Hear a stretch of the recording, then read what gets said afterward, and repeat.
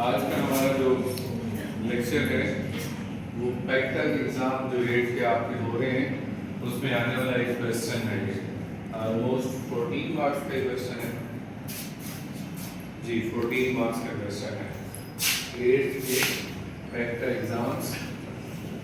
उसमें ये प्रैक्टिकल क्या चीज़ है, पाकिस्तान एजुकेशन कमीशन, ये कोई इस तरह से नाम बना हुआ है।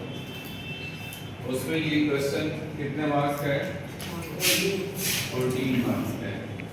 क्या करना है इसमें, ये नीचे पैराग्राफ दिया हुआ है, इसमें मिस्टेक्स हैं। और कौन सी? टेंस की भी मिस्टेक है और पंक्चुएशन की भी। इन सब को आपने ठीक करना है, यानी पैराग्राफ को रीराइट करना है, उसमें ये मिस्टेक्स ना हो। शुरू करते हैं। शुरू हो रहा है लफ्ज लास्ट संडे। किसी भी सेंटेंस के अंदर लफ्ज लास्ट आ जाए ना, इसका मतलब वो पैराग्राफ है माजी का।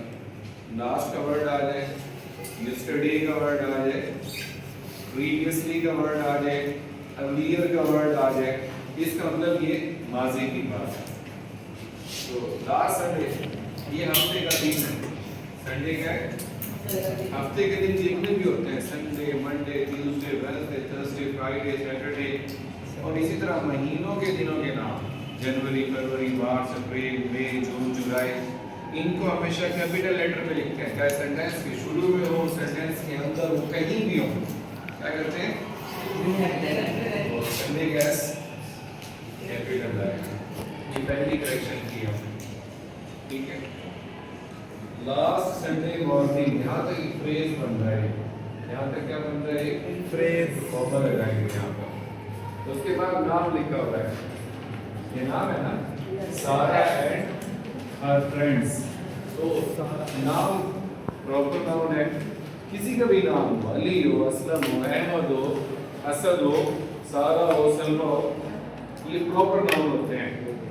अब बॉय और अगर is a common noun, boy की जगह उसका नाम दे दें तो प्रॉपर नाउन, अगर की रिप्लेसमेंट में उसका नाम आ जाएगा असली तो प्रॉपर नाउन बन जाएगा।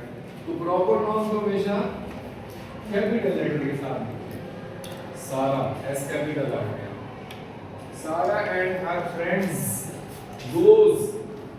अब यहाँ देखिए सेंटेंस शुरू हुआ लास्ट संडे से और आगे जा रहा है गोज। वैसे अगर हम इस हिस्से को भूल भी जाए ना, लास्ट संडे मॉर्निंग, उस लिहाज से भी ये गलत है कि सारा एक सब्जेक्ट है, हर फ्रेंड्स दूसरा सब्जेक्ट है और एंड के साथ कनेक्टेड है। बड़ा जब दो सब्जेक्ट्स आपके एंड के साथ मिलकर बनते हैं तो उन्हें कंपाउंड सब्जेक्ट बन जाते हैं, डबल सब्जेक्ट है। ऐसी सूरत में यहाँ पर वर्ब प्लूरल आता है। अगर प्रेजेंट टेंस होता तो भी गो आता, लेकिन क्योंकि पीछे एक फ्रेज है जिसका पहला वर्ड लास्ट है, इसका मतलब ये कि इसको पास्ट टेंस में होना चाहिए, ये प्रेजेंट टेंस में नहीं हो सकता। तो ये क्या बनेगा? वेंट क्या वेंट बन जाएगा, गोस क्या बन जाएगा? Went. Sarah and her friends went to the park. कहाँ गए? For a picnic. यहाँ बात खत्म होगी, फुल स्टॉप आ गया।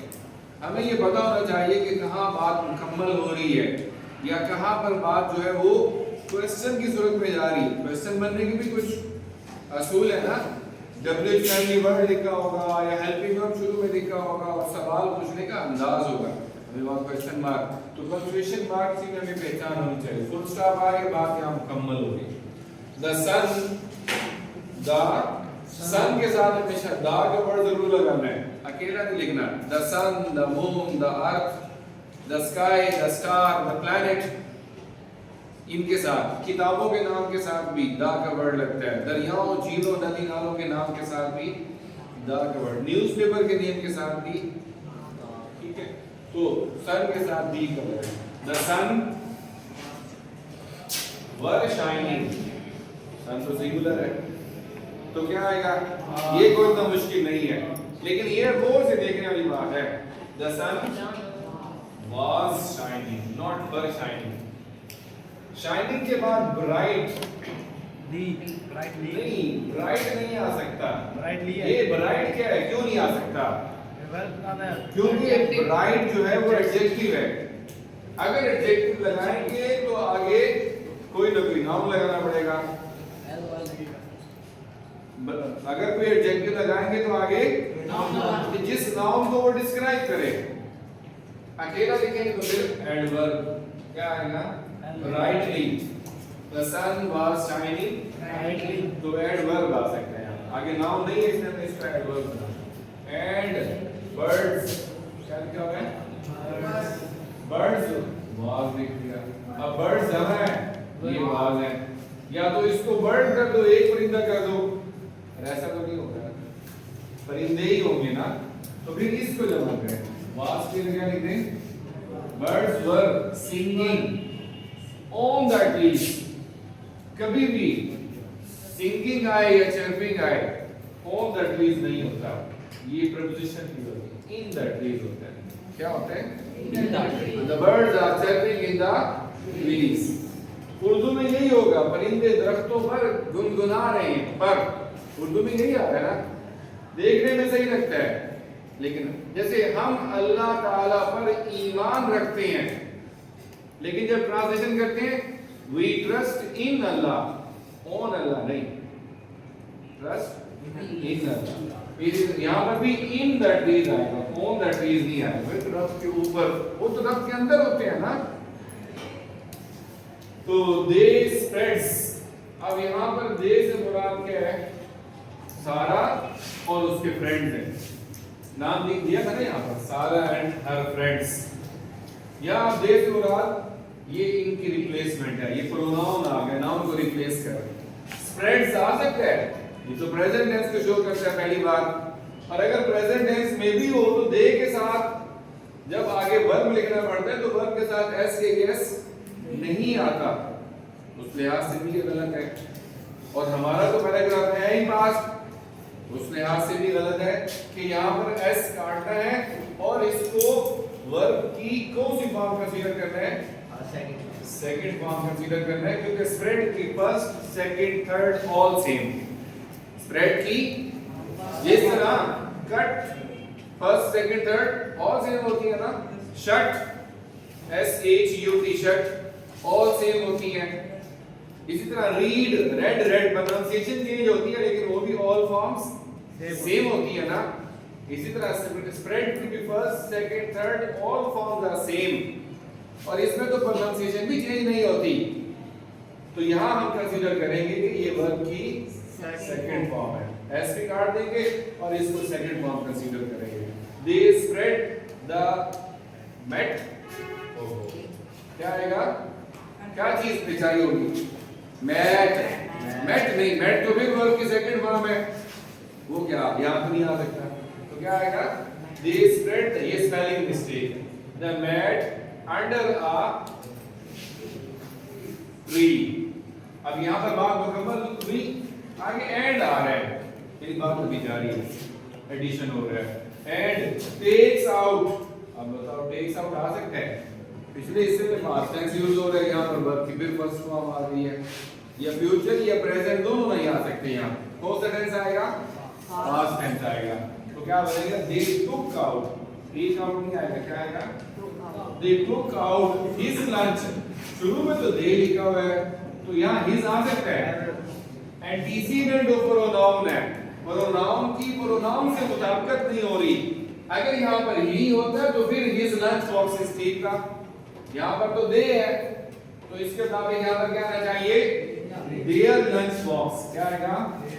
DHEIR, there lunch boxes. और यहाँ बात मुकम्मल हो गई है। आगे और बात आ गई ना, इन्वर्टेड कॉमास में शुरू हो रहे हैं। तो इन्वर्टेड कॉमास के बाद लिखा हुआ है लेट्स।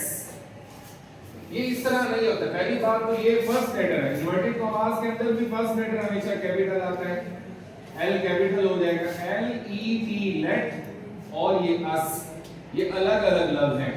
जब इनको जोड़ा जाता है तो ये क्या बन जाता है? LET अपॉस्ट्रोफी और S, इस तरह लिखा जाता है, इस तरह नहीं लिखा जाता। लेट्स ईट क्विकली, आओ जल्दी जल्दी खाएं। बच्चे जब चीजें रखते हैं ना फिर टूट पड़ते हैं ना, कि कहीं देर ना हो जाए। आगे भी लिखा है उसने, बिफोर इट गेटिंग कोल्ड। अब यहां पर क्या आएगा, before it's getting cold. Let's, अब ये जो इन्वर्टेड कॉमास के अंदर जो स्टेटमेंट लिखी हुई है ये प्रेजेंट टेंस में है, बाहर पास्ट टेंस चल रहा है। यहां पर कौन सा टेंस आ गया, देखो ना ईट है ना, एट तो नहीं आया ना। तो अक्सर ऐसा होता है कि आपकी जो स्टेटमेंट शुरू में होती है पास्ट, लेकिन उसके दरमियान में कहीं पर नरेशन आती है, डायरेक्ट सेंटेंस आता है, और जो नरेशन विद इन्वर्टेड कॉमास के अंदर स्टेटमेंट लिखी होती है उसका टेंस जो पहले से बाहर मौजूद टेंस होता है उससे आमतौर पर यही होता है, प्रेजेंट होता है या फ्यूचर होता है, या पास नहीं हो सकता ये, ठीक है, हो तो फिर उसके और चांसेस होते हैं। तो या तो इस तरह लिख दें या इस तरह, लेट्स इसको, ठीक है, eat quickly before it's getting cold, इससे पहले कि, क्योंकि यहाँ गेटिंग है, आईएनजी है, तो इट्स, ये कौन सा इट्स है, अपॉस्ट्रोफी वाला, क्यों, इसका मतलब है इट इज, ये क्या है, इट इज गेटिंग कोल्ड, ठंड होने से पहले, सर्दी होने से पहले जल्दी जल्दी खाते हैं, आओ। तो यहां पर भी प्रेजेंट है, यहां पर भी प्रेजेंट है, या तो इस तरह से अपॉस्ट्रोफी लगा दिया जाए इट्स, या इट इज पूरा लिख दिया जाए, दोनों तरीके हैं। यहां बात खत्म हुई, कॉमा, फिर आगे बात, अब ये दो तरीके होते हैं नरेशन को लिखने के, या तो ये पहले लिख देते, फिर उसमें लिखना पड़ता हमें सारा हैप्पीली सेड, या सारा सेड हैप्पीली, वो भी सारा का एस कैपिटल होता है, सेड हैप्पीली के बाद कॉमा होता, और आगे फिर इन्वर्टेड कॉमा शुरू होते हुए ये सारी बात की जाती। नरेशन के अंदर इस हिस्से को रिपोर्टेड स्पीच कहा जाता है, और उसके बाद जो ये he said, she said, they said लिखा होता है, इसको रिपोर्टिंग स्पीच कहा जाता है। लिखने के दो तरीके हैं, रिपोर्टेड स्पीच पहले लिख लो, रिपोर्टिंग बाद में लिख लो, या रिपोर्टिंग स्पीच सेड वाला, ही सेड, शी सेड वाला इससे पहले लिख लो, वो बाद में। अगर इसको बाद में लिखेंगे तो फिर इसका एक स्टाइल ये भी है, सेड सारा, वहां शुरू में लिखेंगे तो सारा सेड होगा, एंड में लिखेंगे सेड सारा हैप्पीली।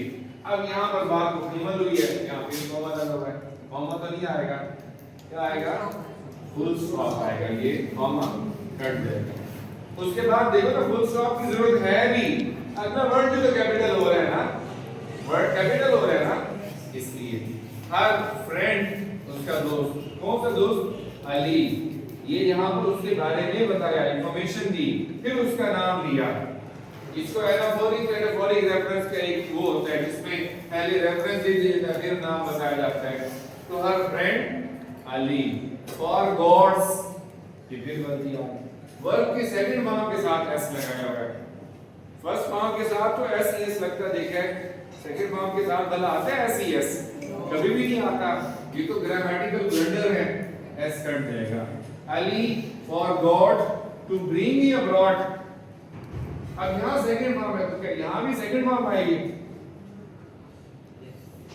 कंफ्यूजन है ये, इसको जो कहते हैं ये सब्जेक्ट वर्ब और ये इंफिनिटिव है जो टू के साथ लिखा जाता है, यानी वर्ब के बाद एक और वर्ब आ जाए तो वो टू के साथ लिखा जाता है और हमेशा वर्ब की फर्स्ट फॉर्म में होता है, ये नहीं आएगा। टू ब्रिंग है, अच्छा उसके बाद हर ब्रिंग लिखा हुआ है, फिर ये वही ताल्लुक है, ये हर किसके बारे में, तो अली के साथ हर आ सकता है नहीं, क्या आएगा, हिज ड्रीम का आएगा। बच्चा कंफ्यूज यहां से होगा कि हर फ्रेंड, यहां भी तो हर है तो ये हर ठीक होगा नहीं, यहां पर जो हर फ्रेंड के अंदर हर है ये सारा खुदाई कर रहा है, किसका दोस्त, वो दोस्त क्या है, क्या नाम है उसका, अली है। अब आगे जो ये प्रोनाउन आ रहा है ये अली के बारे में रेफरेंस दे रहा है, इसलिए हिज ड्रिंक, वो अपने ड्रिंक का नाम भूल गया, सो शी गिवन, वर्ब की थर्ड फॉर्म लिखे, सेकंड को रो रहे थे अब थर्ड आ गई है, गिव गिव गिवन होता है ना, क्या यहाँ पर थर्ड फॉर्म आ सकती है, हमेशा याद रखें third form of verb without helping verb नहीं आती, और वैसे भी इस पैराग्राफ में थर्ड फॉर्म हैड होगा तो शायद एक्सेप्ट कर लेते, लेकिन ये करीब का पास है था, इसलिए क्या आएगा यहाँ पर gave, क्या आएगा she gave him, him सही है ना, अली को दिया उसने some of hers, उसने अपनी बॉटल अपनी चीजों में से कुछ उसे दे दिया। तो ये hers possessive pronoun है, बिल्कुल ठीक है, इसमें कोई गलती नहीं है। इसको देख के भी कंफ्यूज हो बचेगा क्या एस कार्ड नहीं, इट इज करेक्ट। उसके बाद फुल स्टॉप, बात मुकम्मल होगी। सडनली कॉमा जरूर लगाना है यहाँ पर, ठीक है। आ स्ट्रॉन्ग विंड, हाँ ये वर्ड है, ब्लो ब्लू ब्लोन, ब्लोड कोई वर्ड नहीं होता, हवा के चलने को जाहिर करता है। तो यहाँ सेकंड फॉर्म आएगी फिर B L E W, blue, and all the napkins flied away, लिखी तो सेकंड फॉर्म ही है लेकिन स्पेलिंग गलत है। फ्लाई सेकंड फॉर्म क्या होता है F L E W, flu, fly flu, phloem third form होती है। तो यहाँ क्या आएगा, वो जो खाने की चीज थी वो उड़ गई, हवा चली अचानक। तो द चिल्ड्रन, अच्छा इस तरह बच्चे ना यहाँ पर एस लिख देते हैं, चिल्ड्रंस, चिल्ड्रन ऑलरेडी प्लूरल है, इसके साथ एस नहीं लिखा जा सकता, ये गलत है, मुकम्मल तौर पे गलत। चाइल्ड एक बच्चा, चिल्ड्रन जमा, M A N मैन एक आदमी, M E N man mans नहीं, M E N मैन एक से ज्यादा, वुमेन एक औरत, W O M, यानी इसके अंदर A है ना, वो एक, A नहीं है, E है, वो ज्यादा है, ठीक है, इस तरह याद रखिएगा। तो चिल्ड्रन जब है, द चिल्ड्रन लाफ्स, लाफ्स आ सकते हैं, सारे सेकंड फॉर्म चल रही है, पास्ट टेंस चल रहा है, लाफ्स नहीं आएगा। लाफ एक बार आपको पता चल जाएगा ना कि आपने किस टेंस को यहाँ पर प्रायोरिटाइज करना है, तो आपका जितना भी टेंस गलत होगा वो आप ठीक कर सकते हो उसको सेकंड फॉर्म में। जब यहाँ सेकंड फॉर्म की है पास्ट टेंस के, तो ओवरऑल सेकंड फॉर्म ही आएगी। हाँ, within inverted comma present tense आया, इसके अलावा सेकंड फॉर्म आ रही है।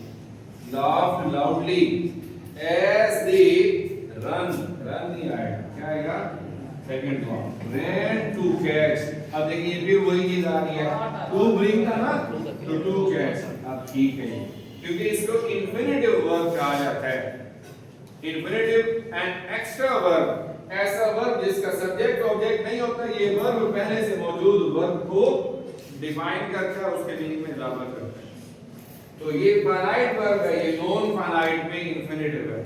फाइनाइट वर्ब चेंज होते हैं, उसके ऊपर टेंस असर करता है, नॉन फाइनाइट पे असर नहीं करता। चाहे यहाँ पर दे रैन आ जाए या दे आर रनिंग आ जाए, जो मर्जी आए, ये टू कैच ही रहेगा, ये चेंज नहीं होगा। तो फाइनाइट वर्ब चेंज होता है, non finite change, non finite की तीन टाइप होती है, उसमें एक इंफिनिटिव होता है, एक जेरेंड होता है, एक पार्टिसिपल होता है, ये इंफिनिटिव है। टू कैच देम, ये देम से मुराद क्या है, नैपकिन्स। आफ्टर फ्यू आवर्स, यहाँ पर हमारा present, they decided to went, no अभी तो बताया है कि जब वर्ब के बाद टू के साथ वर्ब आएगा वो इंफिनिटिव होगा, हमेशा वर्ब की फर्स्ट फॉर्म में आएगा, सेकंड फॉर्म में नहीं आएगा, थर्ड में भी नहीं आएगा। तो they decided to go home, उन्होंने घर जाने का फैसला, because it was getting dark, रात हो रही थी, अंधेरा हो रहा था, शाम हो रही थी। फिर उसके बाद दोबारा यही बात आई, it's was a best picnic ever, shouted सारा, सारा ने ऊंची आवाज में कहा। अब यहाँ इट्स वाज, मैं पहले बता चुका हूं आपको कि इट्स का मतलब क्या होता है, इट इज भी होता है, इट वाज भी होता है, इट हैज भी होता है, जो आगे एस लगा होता है ना, और एक तो इट्स है प्रोनाउन वाला। अगर यहाँ पर ये लफ्ज लगाते हैं ना, अपॉस्ट्रोफी लगाते हैं, तो इस एस का मतलब इज भी है, वाज भी है, हैज भी है। और अगर ये अपॉस्ट्रोफी नहीं लगाते फिर ये प्रोनाउन है। प्रोनाउन होता है ना इट, इट्स, इट, ये वो वाला प्रोनाउन है। तो यहाँ पर वो प्रोनाउन तो नहीं आएगा ना, यहाँ पर इट वाज लिख दें या इस तरह से इट्स लिख दें, इस एस को काट दें तो मसला हल हो जाएगा। It was a best, best क्या है जी, एडजेक्टिव की डिग्री है गुड, बेटर, बेस्ट, पढ़ा हुआ है। जितने भी एडजेक्टिव के सुपरलेटिव डिग्रीज हैं उनसे पहले दी का वर्ड जरूर आता है। एडजेक्टिव की सुपरलेटिव डिग्री जैसे वो होता है लफ्ज टॉल, टॉलर, टॉलेस्ट, तो टॉलेस्ट के साथ क्या आएगा? दी का वर्ड आएगा, THED। इसी तरह कोल्ड, कोल्डर, कोल्डेस्ट, तो सुपरलेटिव डिग्री के साथ बैड, वर्स, वर्स्ट, दी का वर्ड आएगा। ये इसका रूल है कि सुपरलेटिव डिग्री से पहले दा का वर्ड जरूर लगाना है। तो it was the best picnic ever, ये उसने स्टेटमेंट कही। अरे ये यूं भी बन सकता है, यहाँ कंफ्यूजन है। हमने अभी बात की कि सर इन्वर्टेड कॉमास में तो हमने प्रेजेंट टेंस यूज करना है, फिर यहाँ पास्ट टेंस क्यों यूज कर रहे हैं? तो इस कंफ्यूजन से बचने के लिए इट और वाज को क्या बना दें? जिसने इज समझना है इज समझ ले, जिसने वाज समझना है वाला सेंटेंस सीख लेगा। ठीक है, ये आगे एक्सक्लेमेशन मार्क है क्योंकि ये एक्सक्लेमेटरी सेंस में कहा गया। शाउटेड सारा, वही तरीका कार कि सेड सारा जैसे था वैसे ही शाउटेड सारा एज दे लीव्स, फिर लीव्स लिख दिया। आता ही नहीं है लीव्स, यहाँ पर सेकंड फॉर्म आती है ना, लीव की सेकंड फॉर्म क्या होती है? Left the part, as they left the part.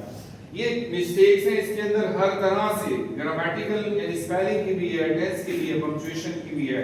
Practice करेंगे 2-3 पैराग्राफ की, आपका ये मसला हल हो जाएगा। बाकी देखते रहने से मसला हल। PICNIC,